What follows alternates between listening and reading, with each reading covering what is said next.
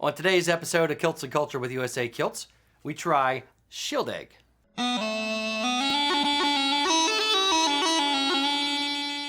Hello, boys and girls. Welcome to the show. I am one of your hosts, Rocky.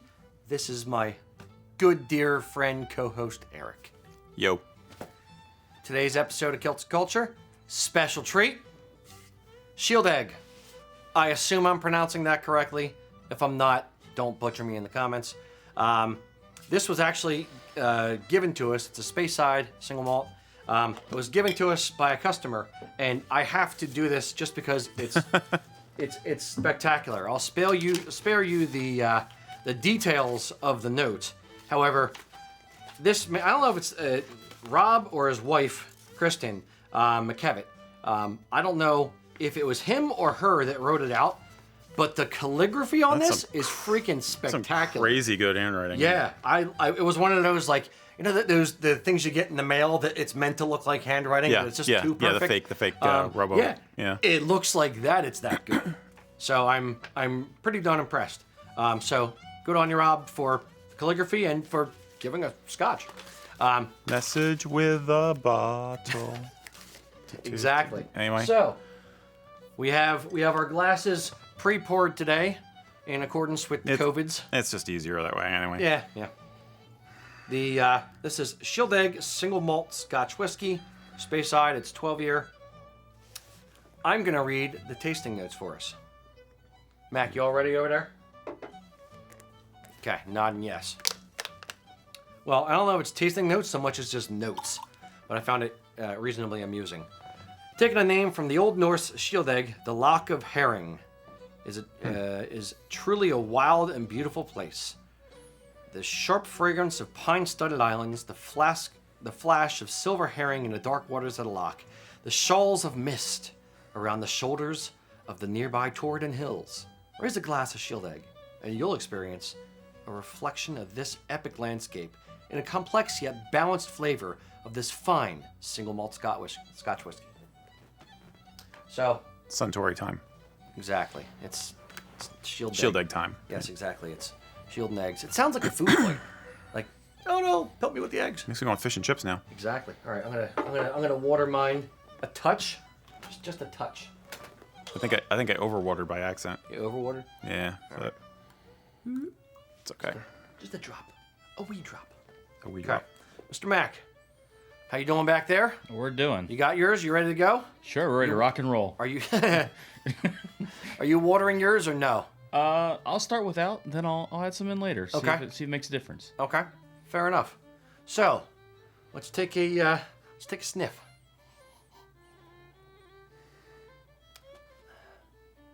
Reasonably light. Yeah, this is saying it's not a very heavy nose. It's got a nice pleasant smell. I can't quite place it, but it has a pleasant aroma. Mm-hmm. Mac? It smells like pine and herring. Yeah, I can smell the herring. Yes. I can taste the mist. Okay.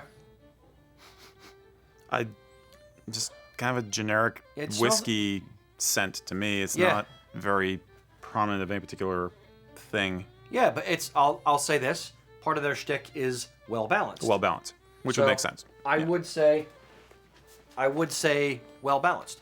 Okay. It's got a nice, smooth, level Scotch smell to it. All right. Down the hatch.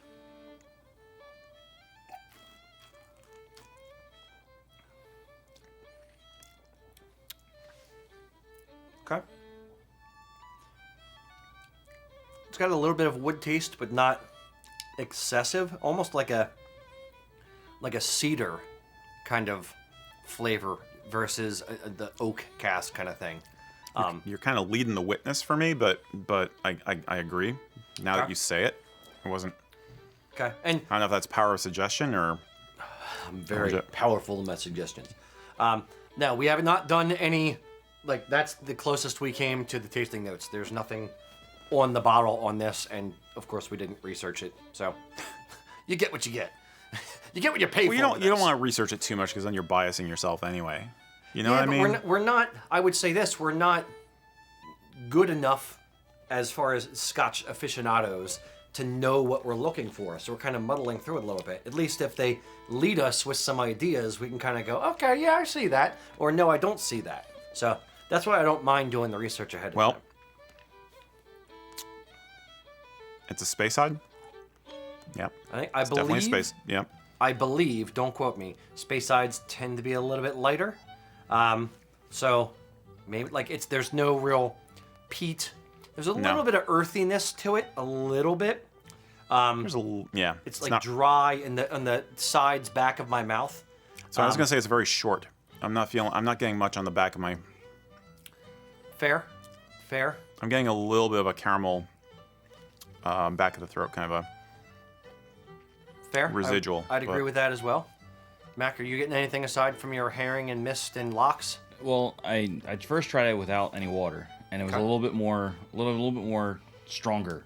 Yeah. That way. Well, yeah. Yeah. Well, but the cedar, and a little bit more of a bite to it.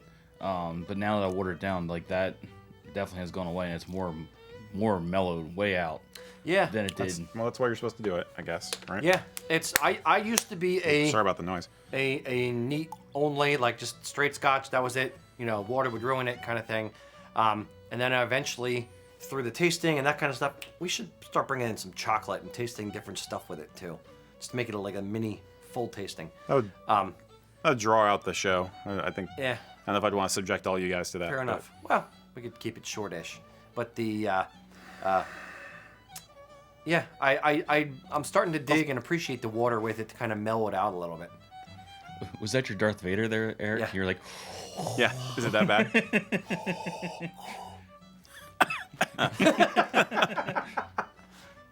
Luke.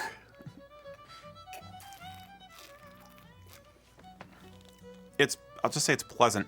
Yeah. It's not very strong. It's not like a strong personality in either direction. It's well balanced. It reminds me vaguely of Oban, but not. Is it Oban or Aben?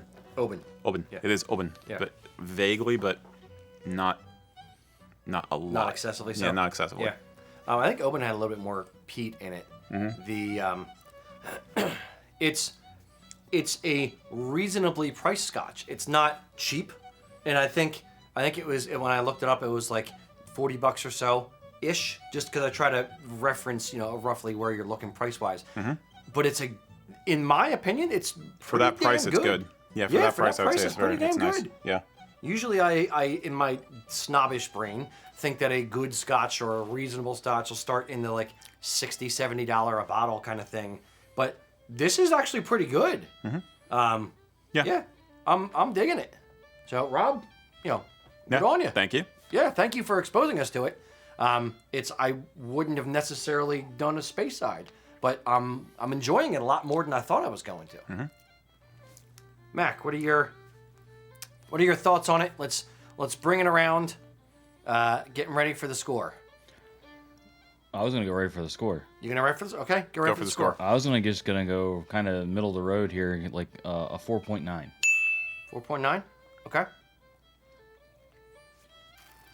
I was gonna say like a 5.2. Mac and I are pretty much on the same wavelength, I think. Okay. It's not bad. 6.4. Like Not much. Hmm? Yeah, I would prefer this to several others, even at a higher price point. It's a good, mellow, relaxing Scotch.